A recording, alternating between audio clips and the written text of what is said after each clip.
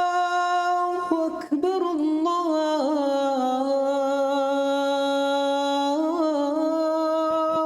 أكبر أشهد أن لا إله إلا الله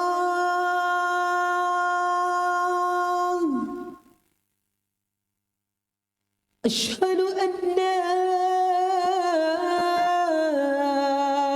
إله إلا الله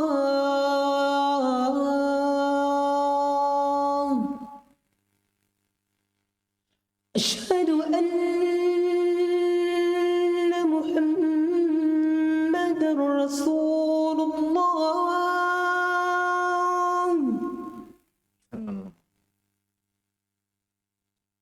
أشهد أن محمدا رسول الله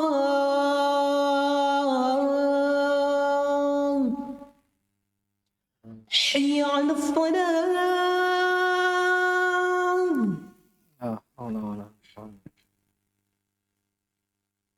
حي على الصلاة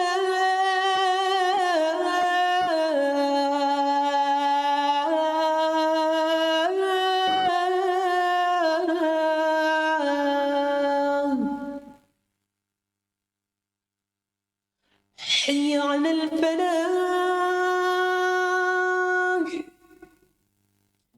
حي على الفلاح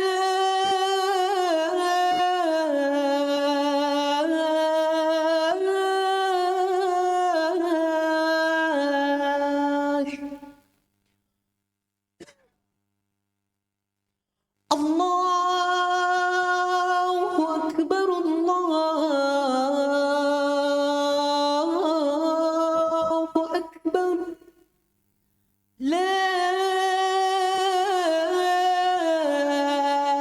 إله إلا الله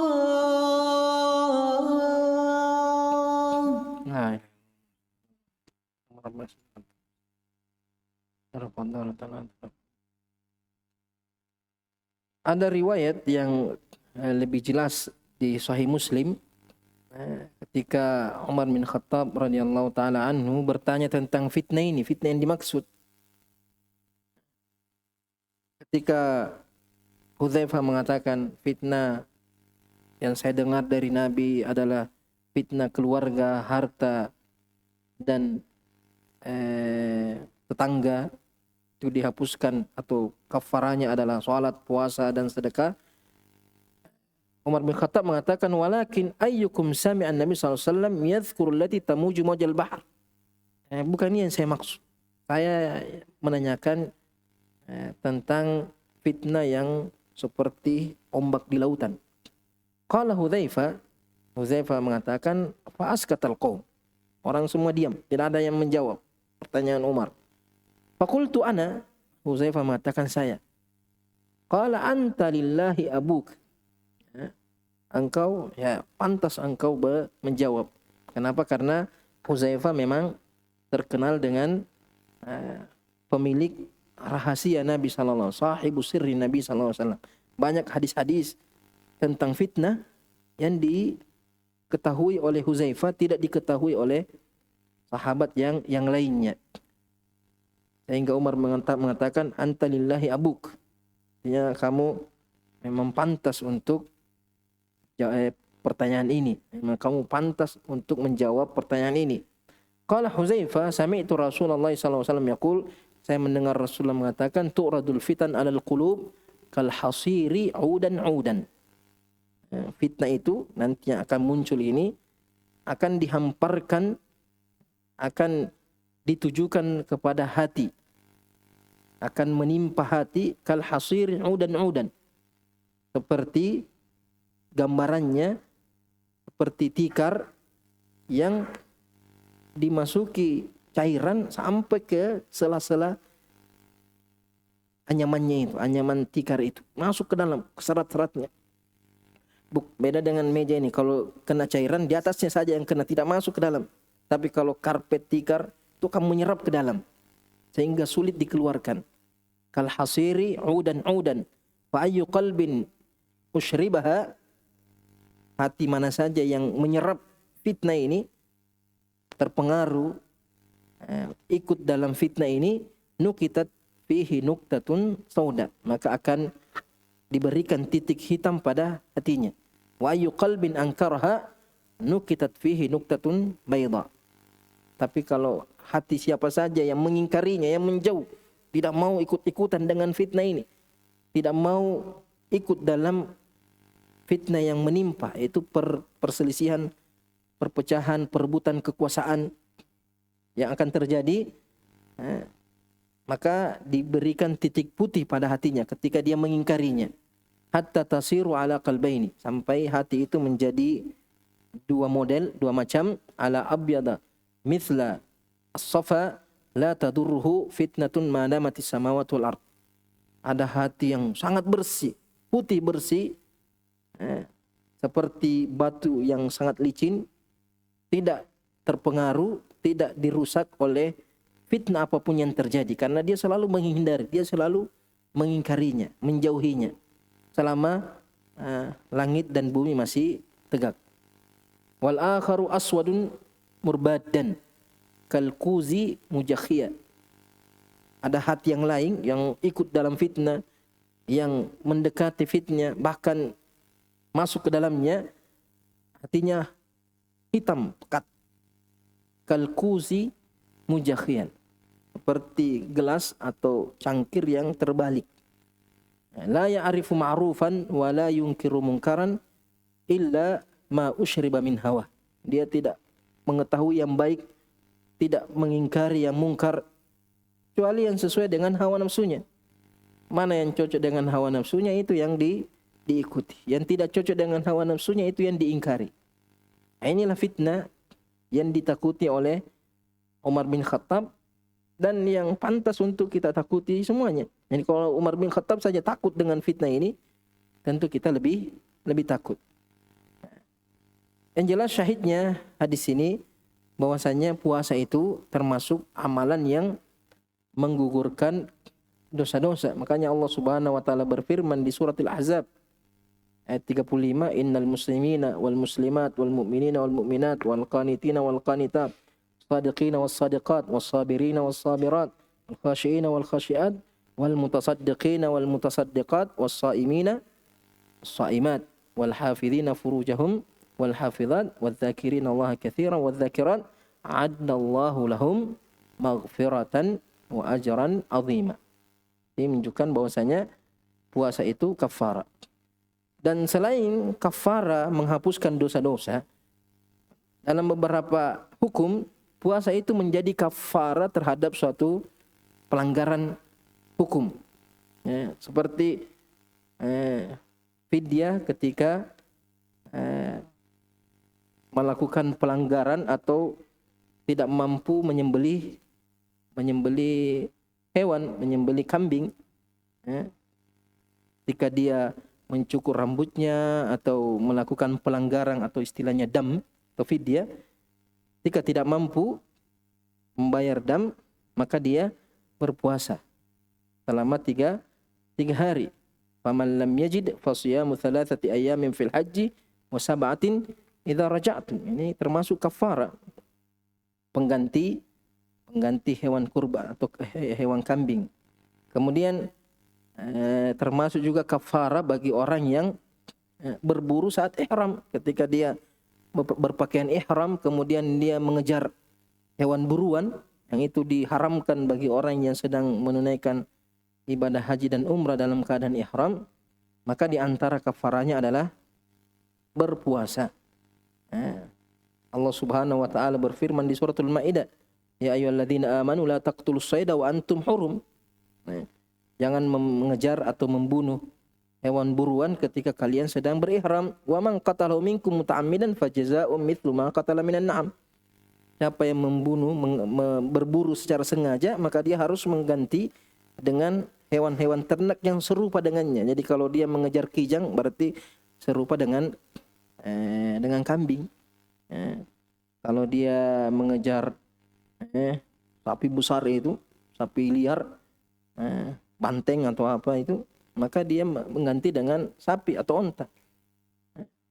Yahkum bihi dzawa adlin minkum hadyan baligal Ka'bah au kaffaratu ta'am masakin au adlu dzalika siyaman liyadzuqa wabala amri. Jadi kalau tidak mampu maka dia memberi makan fakir miskin, atau tidak mampu dia berpuasa. Ini juga menunjukkan bahwa puasa itu termasuk kafarah dalam perkara haji. Termasuk juga kafarah pembunuhan. Orang yang tidak mampu membunuh secara tidak sengaja dan tidak mampu membayar memerdekakan budak, maka dia berpuasa 2 bulan berturut-turut. Wa in kana min qaumin bainakum wa bainahum mitsaqun fadiyatun musallamatun ila ahli wa tahrirur raqabah. Dia membayar diat kepada yang keluarga yang dia bunuh, atau memerdekakan budak yang beriman. Tidak mampu, artinya tidak mampu dia memerdekakan budak, tidak ada budak, dia tidak juga bisa membayar kepada keluarganya, atau dia tidak mampu memerdekakan budak karena sudah tidak ada budak di masa sekarang. Fasyamu syahraini mutatabi'aini taubatan minallah. Maka dia berpuasa 2 bulan berturut-turut sebagai bentuk taubat kepada Allah. Termasuk juga kafarah sumpah. Orang yang bersumpah kemudian tidak mampu menunaikan sumpahnya, maka diberikan 3 pilihan. Fa kafaratu it'amu 'asharati masakin min awsat ma tut'imuna ahlikum aw kiswatuhum aw tahrirur raqabah. Memberikan makanan kalau tidak mampu, atau bukan tidak mampu, artinya disuruh memilih, memberi makan atau memberi pakaian atau memerdekakan budak. Kalau tidak mampu yang 3 ini, maka dia berpuasa 3 hari. Berpuasa 3 hari sebagai kafarah bagi sumpahnya. Termasuk juga kafaratul zihar. Zihar, orang yang mengklaim istrinya haram sama seperti haramnya ibunya atau saudarinya. Mengatakan anti dhahruki ka dhahri ummi. Artinya punggungmu itu haram bagi saya seperti haramnya punggungnya ibu saya. Atau sekalipun bukan punggung, maka kamu haram bagi saya seperti haramnya ibu saya atau haramnya saudari saya. Dia mengatakan seperti itu, berarti dia menzihar istrinya. Kalau dia ingin kembali, maka di antara kafaranya ketika dia tidak mampu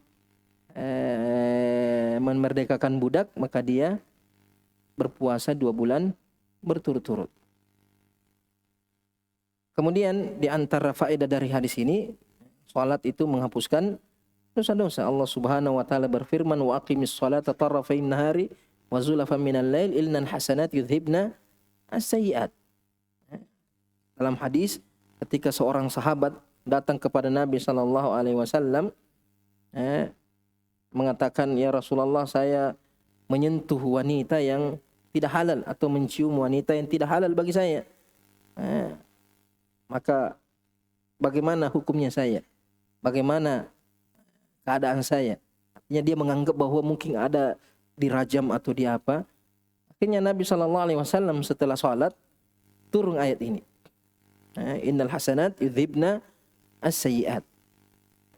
Maka sahabat ini bertanya, liman ya Rasulullah? Artinya ini ayat ini untuk saya saja karena saya yang bertanya, atau untuk semua orang? Rasulullah mengatakan liman amila biha min ummati. Ayat ini sifatnya umum bagi seluruh umatku. Artinya salat itu menggugurkan dosa-dosa. Begitu juga dengan sedekah. Kata Nabi SAW, as-sadaqatu tudfi'ul khati'ah kama tudfi'u al-ma'u an-nar. Sedekah itu menggugurkan dosa-dosa sebagaimana air memadamkan api. Ya tentunya api yang besar, airnya juga harus besar. Jadi kalau dosanya besar, jangan sedekahnya 1.000, 2.000. Harus besar juga sedekahnya. Jadi semakin besar dosanya, maka harus juga semakin besar ibadah yang harus dia lakukan. Kemudian ada perselisihan juga ulama bahwasanya apakah yang digugurkan oleh puasa ini seluruh dosa atau hanya dosa kecil saja. Jumhur ulama mengatakan yang dihapuskan hanya dosa kecil. Adapun dosa besar harus bertaubat. Karena Nabi SAW mengatakan as-salawatul khams, salat 5 waktu, wal jum'ah ila jum'ah, salat Jumat kemudian salat Jumat lagi berikutnya, wa Ramadan ila Ramadan, puasa Ramadan kemudian berpuasa lagi Ramadan berikutnya, mukaffiratun lima bainahunna. Ini akan menggugurkan dosa-dosa di antaranya, antara 2 salat, antara 2 Jumat, antara 2 Ramadan yang dilakukan, dosa-dosanya digugurkan. Idza jtanabal kabair, kalau dia meninggalkan dosa besar. Jadi kalau salat 5 waktu saja, begitu juga salat Jumat, puasa Ramadan tidak bisa dihapuskan kecuali dia meninggalkan dosa besar, bagaimana dengan amalan sunnah? Nah, jadi semua hadis-hadis atau dalil-dalil yang menunjukkan bahwa amal soleh itu menggugurkan dosa-dosa, yang digugurkan hanya dosa kecil, sedangkan dosa besar harus taubat. Hanya saja Syekh Islam Ibnu Taimiyah mengatakan tidak menutup kemungkinan dosa besar juga digugurkan kalau dosa kecilnya sudah habis. Artinya kalau sudah habis dosa-dosa kecilnya, maka amal solehnya itu juga akan menggugurkan dosa-dosa besarnya. Ini perselisihan ulama dalam masalah ini. Ini sebagian faedah dari hadis ini. Insyaallah nanti kita lanjut pertemuan berikutnya, masih tentang keutamaan puasa dalam bab ar-rayyanu lis-shaimin. Pintu ar-rayyan, pintu surga ar-rayyan bagi orang yang berpuasa. Subhanakallahumma bihamdik asyhadu an la ilaha illa anta astaghfiruka wa atubu ilaik. Wassalamualaikum warahmatullahi wabarakatuh. Bisa saya baca?